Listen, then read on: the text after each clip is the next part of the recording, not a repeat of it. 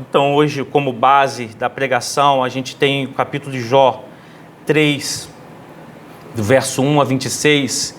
Depois você passa para mim o 3, que eu vou te falar quais são os versículos principais, o Felipe, obrigado, conjugado com o anúncio do nascimento de Jesus. Então, o Natal ele costuma ser apresentado como celebração de alegria, esperança e de luz. Se você for em Gramado hoje, é o Natal Luz em Gramado. Mas para muitas pessoas nessa época apenas intensifica a dor. Eu não sei se para você, se Natal te traz tristeza. Para algumas pessoas traz, intensifica a dor. A ausência de alguém dói mais. A perda, ela pesa mais. O cansaço da alma aparece com mais força. A Bíblia não ignora o sofrimento.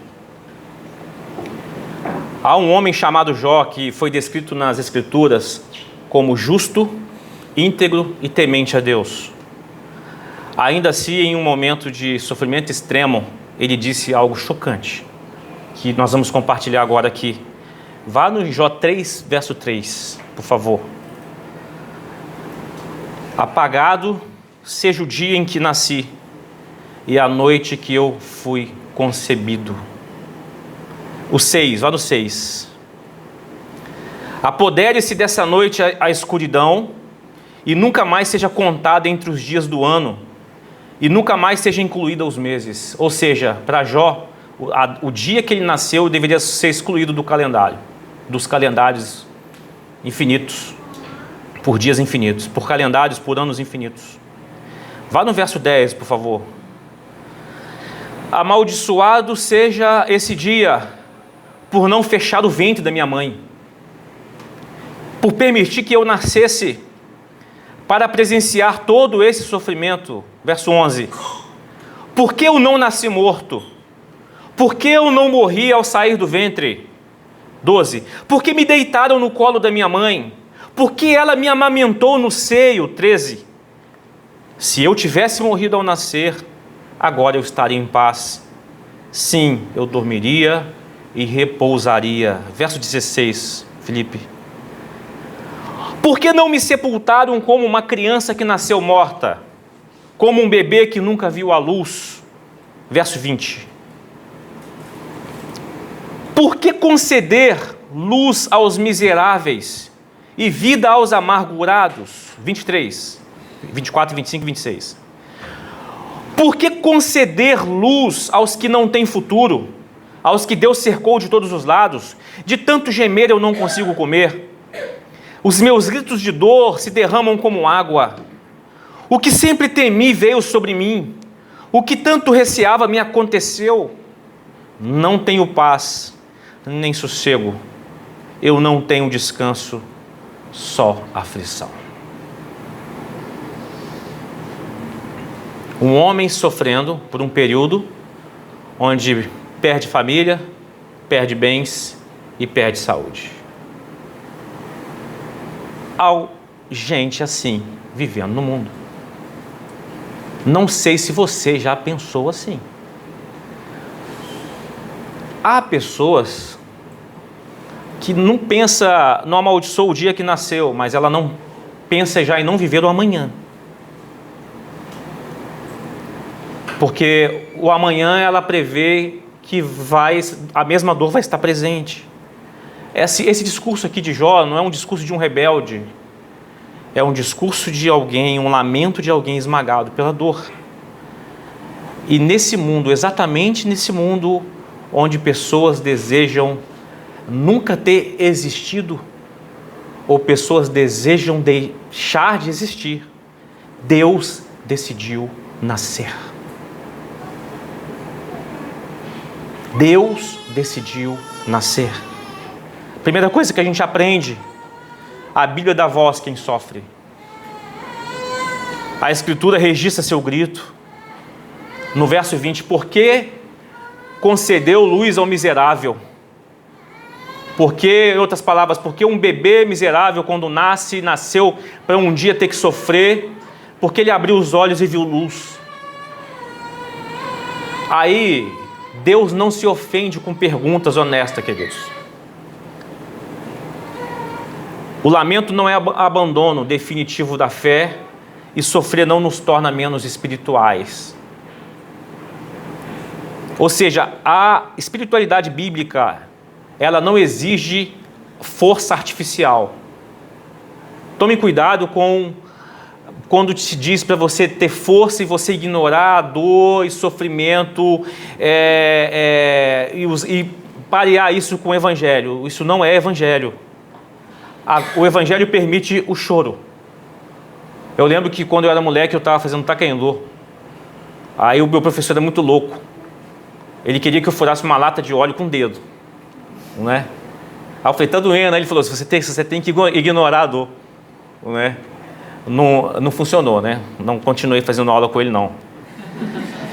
Mas existe um tipo de evangelho que fala para você ignorar a dor, e a Bíblia mostra pessoas, dá voz à amargura e a lamento de pessoas. Segunda coisa que a gente aprende: quando o humano não deseja ter nascido, Deus escolhe nascer.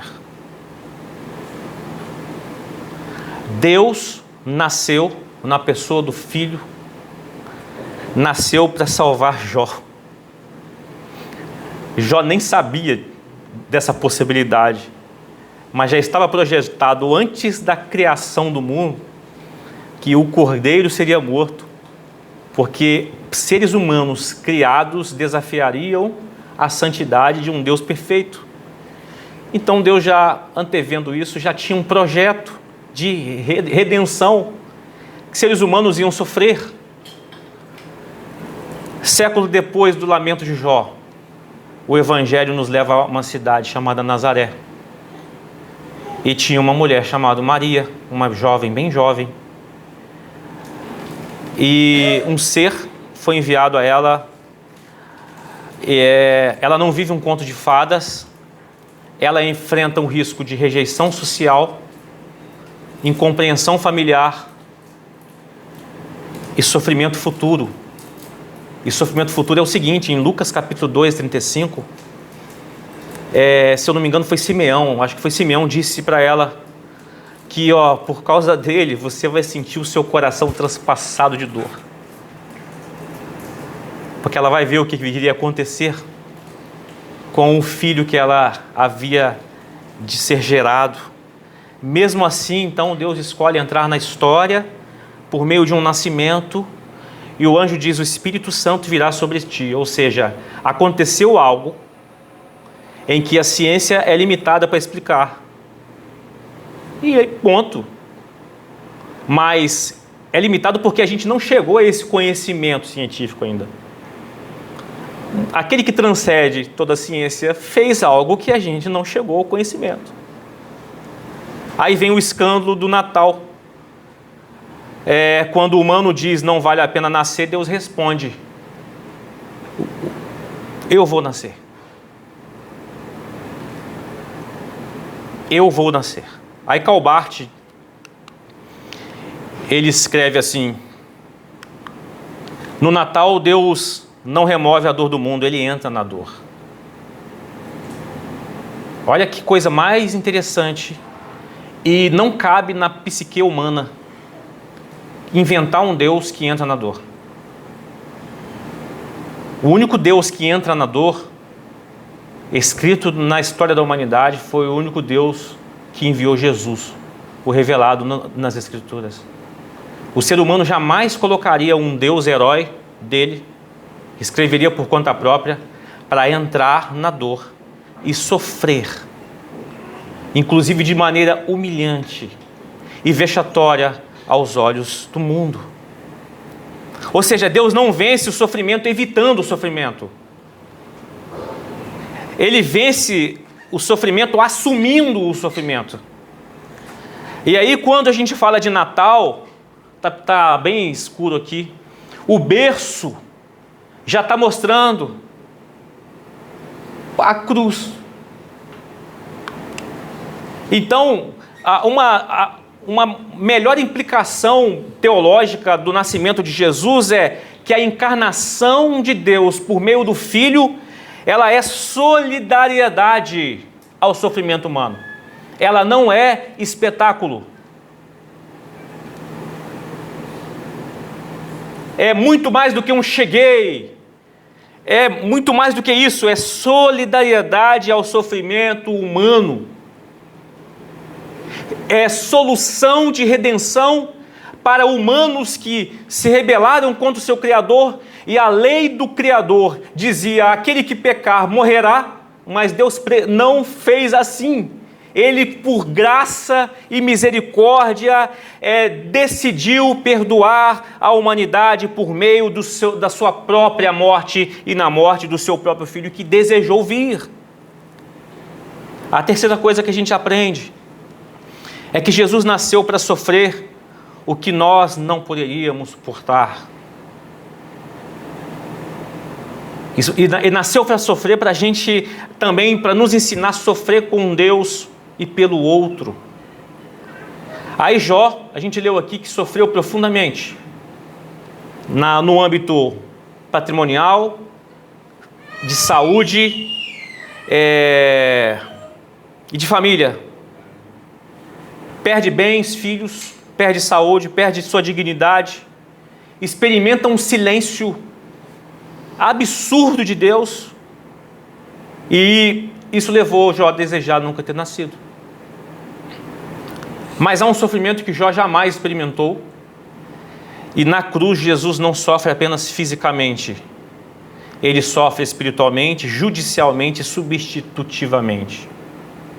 E eu gosto de dizer que o Evangelho, ele é científico, o Evangelho ele mostra a ciência do planejamento estratégico, mostra cronogramas. A gente estudou o livro de Daniel aqui há pouco tempo, mostra o cronograma do que aconteceria no levantamento e queda dos impérios do mundo. Então é histórico, é científico, é judicial, porque alguém que ofende um Criador soberano, e esse Criador tem todo o direito de eliminar, ele não elimina, e ele paga na sua própria pele a pena de uma condenação eterna. Então ele paga na sua própria pele. E Jesus na cruz, aquele bebê que nasceu, disse assim lá na cruz: Deus meu, por que me desamparaste? Parece com o grito de Jó, mas é muito mais forte do que a dor de Jó. O desamparar de Jesus na cruz é o sentimento que ele teve de todas as pessoas que vão passar a eternidade longe de Deus. É como se ele se sentisse o vácuo. Ninguém, você pode pensar na pior pessoa do mundo que viveu nessa terra, ela ainda não sentiu esse vácuo da ausência total do Espírito do Criador. Jesus então ecoa ali o Salmo 22, uma expressão máxima que ele sofre do juízo divino: Deus meu, por que me desamparaste? O Deus encarnado na pessoa do Filho. Aí nesse momento o Filho é tratado como pecador, porque a parte jurídica tinha que acontecer, tinha que funcionar, e embora ele estivesse sem pecado, e segundo aos Coríntios 5, capítulo 5, verso 21, diz que aquele que não conheceu o pecado, Deus o fez pecado por nós. Aí Cristo experimenta o abandono que nós merecíamos eternamente, e para que aqueles que estiverem em Cristo nunca sintam esse abandono. Então o Natal aponta inevitavelmente para a cruz. Nasceu para sofrer. O berço já carrega o peso da cruz, do Calvário. E porque Deus não minimiza o pecado e nem ignora a dor humana e sente na sua própria pele. Mas Jó encontrou uma maturidade. Mas Jó, ao encontrar Deus na dor, a gente vai caminhando pelo livro de Jó. Quando a gente chega nos capítulos finais do livro de Jó, algo muda. A dor não desaparece, mas a percepção da dor muda. A percepção da realidade muda. Porque em Jó, no capítulo 42, verso 5, disse: Antes eu te conhecia só de ouvir, mas agora os meus olhos te veem. Mas antes, Jó não recebe explicações completas de Deus. Ele recebe Deus.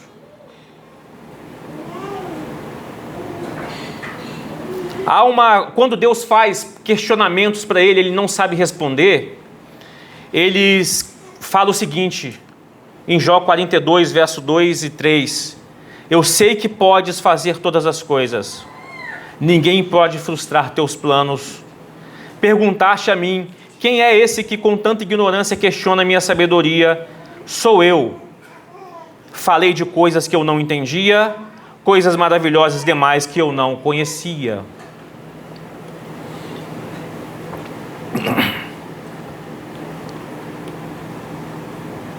Jó, ao encontrar com Deus, percebeu que falou tanto,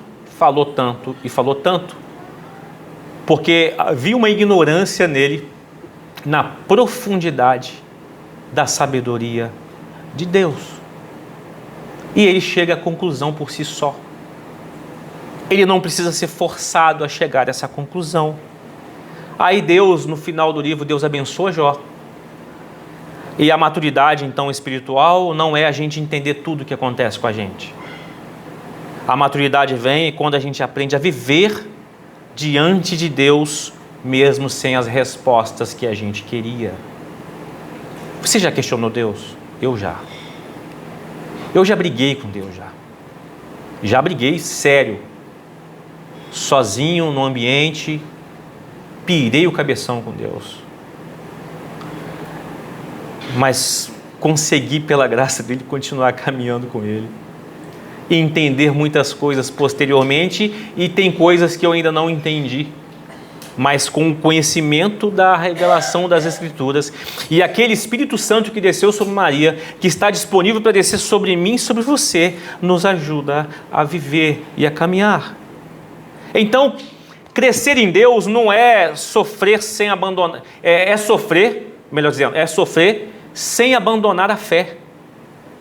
A nossa maturidade não nega a dor, mas a gente se submete à presença de Deus, que sabe o que é a maior dor possível. Eu disse para o meu amigo naquela mesa na sexta-feira, Jesus zerou o game. Ele sabe ele experimentou qual é a maior dor do ser humano, além da parte vexatória que fizeram com ele, no qual ele já sabia que ia passar, além dos abusos que ele sofreu, além das injustiças jurídicas que ele sofreu, além da cruz e da dor na cruz e dos açoites anteriormente, a dor maior da ausência total, o vácuo da presença de Deus. E por fim, se Deus entrou na nossa dor, não podemos ser indiferentes à dor do próximo. Nós não somos melhores do que Deus. Se Cristo nasceu para sofrer por nós, Natal é solidariedade de Deus, irmãos. Natal é solidariedade de Deus. Se Jó amadureceu ao encontrar Deus na dor, a nossa fé não pode ser indiferente ao sofrimento humano. Mateus capítulo 5, o próprio Jesus que veio para sentir dor, ele disse assim, bem-aventurados os misericordiosos, porque eles alcançarão misericórdia. Em Lucas capítulo 6, 33, diz, se vocês fazem o bem àqueles aos que fazem o bem a vocês, que mérito vocês têm? Vocês só fazem bem aquilo que você vai ter em troca. Qual é o mérito disso? Até os que não conhecem Deus, que não se relacionam com Deus, também faz da mesma coisa. Aí o Senhor fala, vós sois o sal da terra, vocês trazem sabor à terra. Confunde muito esse texto como conservação, mas nesse contexto de Mateus capítulo 5, vós sois o sal da terra, é para trazer sabor. Sabor a uma terra que extrapola os limites e causa sofrimentos. Sabor a uma terra que vive debaixo da lei da entropia, que há o desgaste, as corrupções, os enfraquecimentos das relações humanas. Vocês são sal da terra e vocês são a luz do mundo. Isso significa que a gente deve ter presença onde há dor. Na verdade, no fundo, muitas vezes a gente não quer. Porque estar presente onde há dor tem que ter estômago. E eu me lembro de uma experiências marcantes lá em Cachoeira de Macacu que eu nunca vivi. De conhecer comunidades frágeis, carentes, absurdamente carentes. E falar pro Hamilton assim, rapaz, como é que você tem estômago? Eu fui aprendendo, né, Elisângela, a gente aprendendo ali, Ellen e Emily com a gente ali, presença onde há dor, ação onde há injustiça. Natal, Deus entrou na nossa dor, nós não podemos ser indiferentes à dor. Então a gente tem que ter ação onde há injustiça e consolo onde há desespero. Para isso a gente precisa de tempo, de aprimorar nossos estômagos para suportar coisas que a gente vai ouvir e de ver. Aí vem um grande teólogo, o Bonhoeffer, escreve assim, ó: a igreja é a igreja somente quando existe para os outros. Igreja não é uma caixinha para a gente vir todo domingo e não olhar para os outros. Aí eu trago aqui um exemplo impactante que dá para fazer um filme do nosso amigo pastor Hamilton lá em Cachoeiras de Macacu. Pastor Hamilton, sua esposa Patrícia, a gente esteve lá sexta-feira. Esse casal aí do centro, obviamente, né? A gente ficou quase 2 anos juntos, mas como que eu aprendi? E como eu vejo que eu estou muito longe de colocar o coração na dor do ser humano. É uma história dele com esse homem aqui, ó, o Felipe. O Felipe é chamado de Moa, era chamado de Moa, na comunidade lá de Cachoeira de Macacu, em Papucaia, especificamente. Esse é o pastor Hamilton e o Felipe. Eu conheci o Felipe. O Felipe era usuário de entorpecente por vários anos. E não tinha família, a família o rejeitou. Cresceu lá em Papucaia. Era olhado como um pária social. E a única casa que ele tinha acesso era a casa do pastor Hamilton e da Patrícia. E a única comunidade de fé que recebia ele como presença era a Igreja Batista em célula lá. Ele morou por alguns anos nas instalações da igreja, depois saiu, estava morando por último numa igrejinha abandonada no meio do mato. Ele era dominado pelo vício, foi abandonado por amigos e por família. Ele só tinha uma igreja como teto provisório, algumas pessoas. Eu me lembro que eu dava estudo bíblico na terça-feira lá, e ele ia no estudo bíblico, que ele gostava do estudo bíblico. E eu lembro da Patrícia separando o lanche para ele. Quando ele faltava, ela já separava um lanche para ele que ele ia chegar ou iam levar para ele comer. Aí quando alguém olha assim, fala assim, esse cara não presta, é um pária, a gente já avisou, a gente está dando apoio, não muda, né?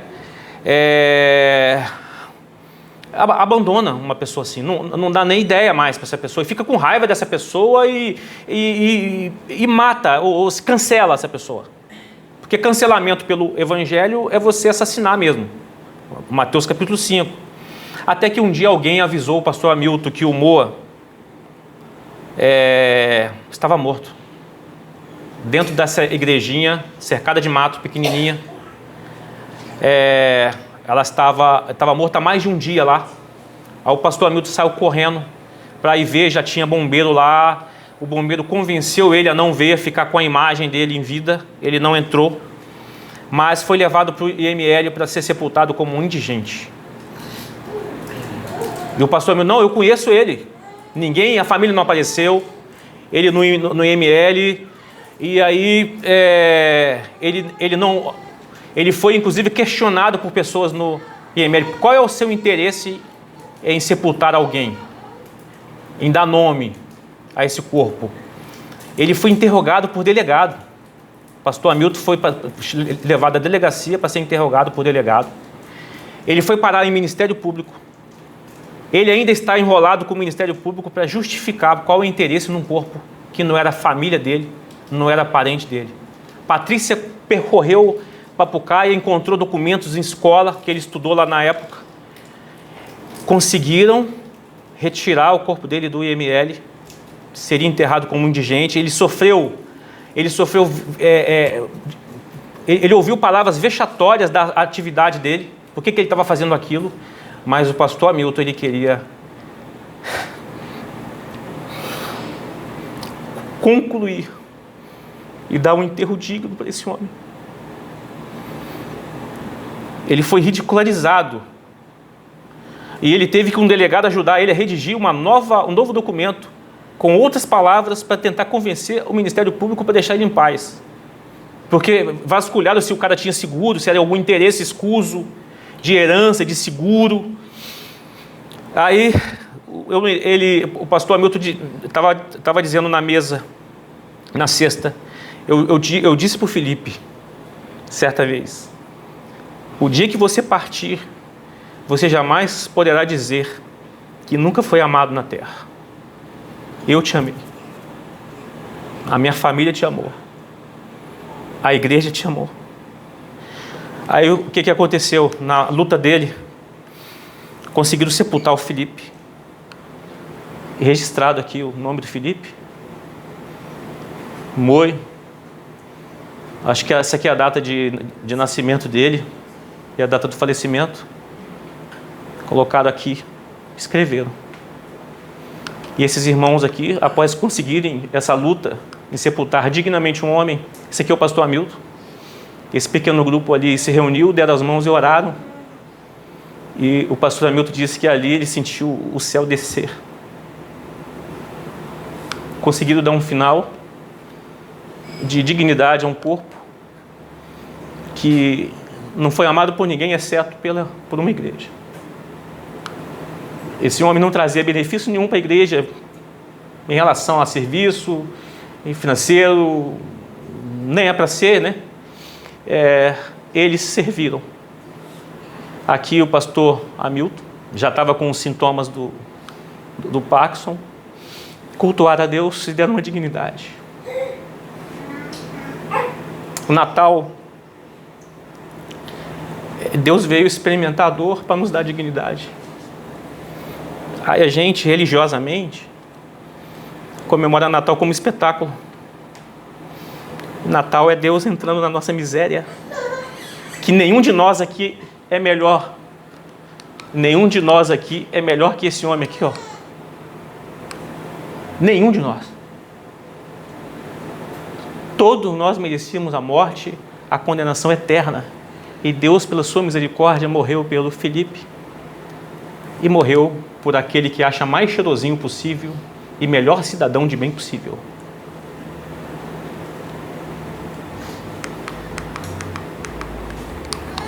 Cristo, então, sofre o abandono para que a gente nunca estivéssemos sozinhos.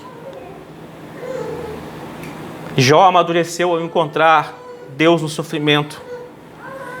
E nós somos chamados a ser presença redentora de Deus no mundo ferido, no mundo desgraçado, no mundo que vive a lei da entropia, do desgaste, da desordem, da ordem entrando para a desordem.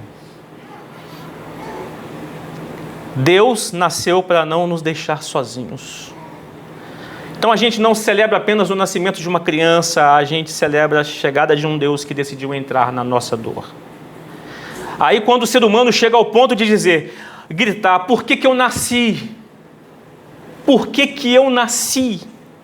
Deus responde com o Natal, eu nasço com você, eu nasço por você, eu nasço em você. Então, concluindo, o Natal é para quem preferia nunca ter nascido. Traga diante então do Senhor hoje as suas dores, as dores que você carrega, as perdas que ainda doem, e que você transfere esses traumas nas suas reatividades nas relações, nos seus medos de interações e nos seus pensamentos que podem estar se tornando caóticos pela lei da entropia, desorganizados. A gente nasce com os pensamentos organizadinhos e os traumas que a gente vai passando, as experiências que a gente vai passando, nossos pensamentos vão desorganizando. Traga a Deus os lamentos que talvez você nunca teve coragem de falar para ninguém.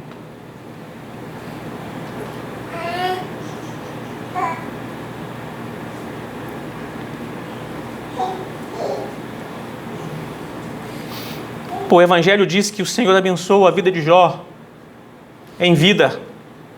O Senhor tem poder para abençoar você em vida ainda. Mas o Evangelho vai muito além. O Senhor nos dá a vida eterna. E conforme foi dito aqui no domingo passado, vida abundante e eterna.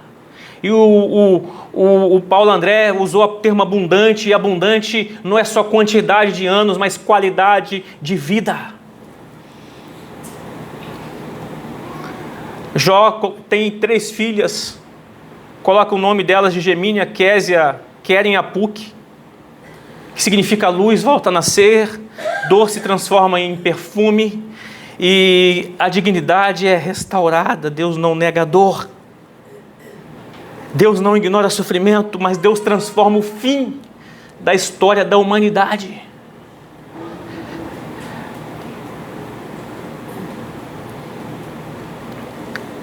Antes de conhecer a Deus, a gente apenas ouve falar. Antes de conhecer a Deus, a gente lamenta sem esperança. Antes de conhecer a Deus, a gente olha para o mundo e vê que não tem jeito. Mas quando a gente conhece o Evangelho, a gente entende que os nossos olhos o veem. Para Deus, nada é impossível. Foi assim a mensagem que Maria ouviu. Nada é impossível, porque ela foi científica, ela foi uma maravilhosa. Eu amo a cientificidade da Maria. Como assim eu sou virgem? Isso mostra que existe um limite que a gente atinge e acontece coisas que eu acredito que são científicas, mas não chegou ao nosso controle, ao nosso domínio, ao nosso conhecimento. Nada é impossível, mesmo que a nossa dor pareça ser insuportável. Qual é o tamanho da sua dor? É surreal Deus encarnar-se na história e sentir a maior dor possível e zerar o game de dor. Ninguém sentiu e sentirá a mesma dor que Jesus sentiu no vácuo do abandono do Pai na cruz. Curva sua cabeça, vamos orar. Qual é a sua dor? Será que você está desanimado de viver? Será que você está se olhando como o maior sofredor do mundo, da história? Você conheceu que pelo Natal Deus vem participar da dor e da pior dor. Pode lamentar, o Evangelho não diga para você ficar calado. Não te ensina a ficar calado. O Evangelho te ensina a gritar.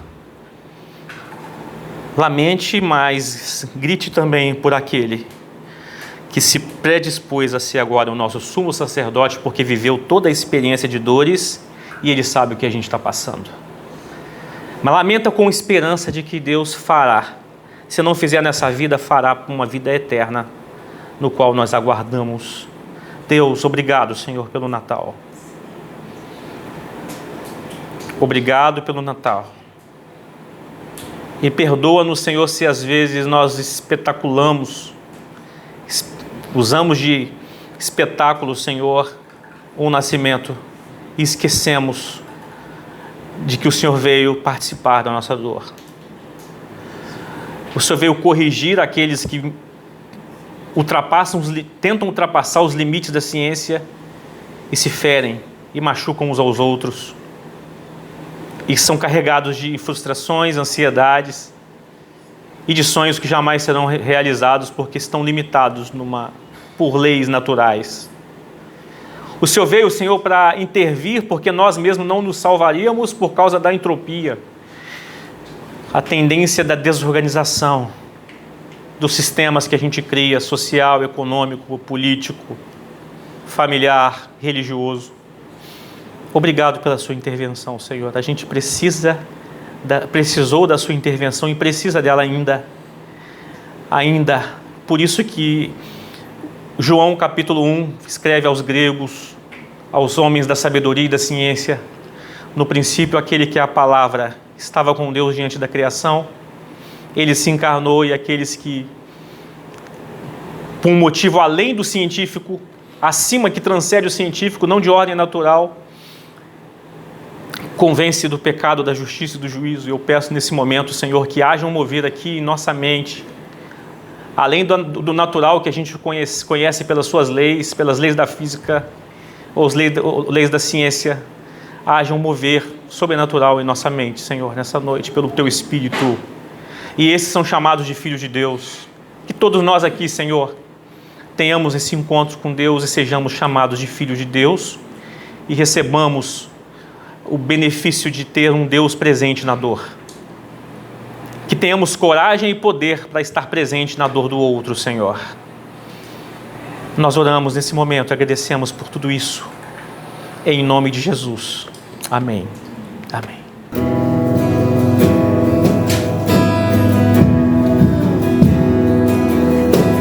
Mil motivos para agradecer, mais de 1000 razões para louvar, 1000 canções de amor para cantar. Jesus,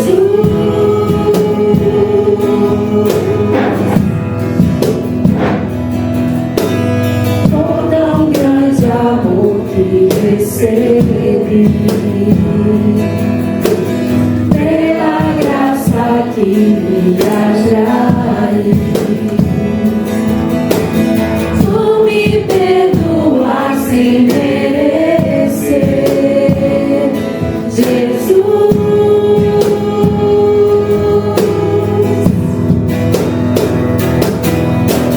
Por regenerar meu coração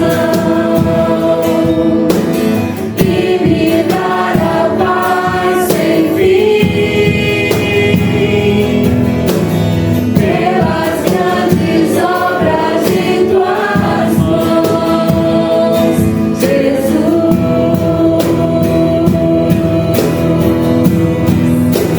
Graças dou, Jesus. Graças dou, Jesus.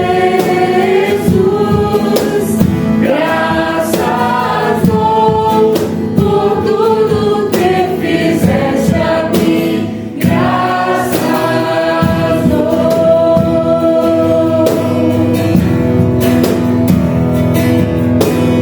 Por me socorrer nas aflições, por saber que nunca estou só, pelo teu cuidado que é sem fim, Jesus.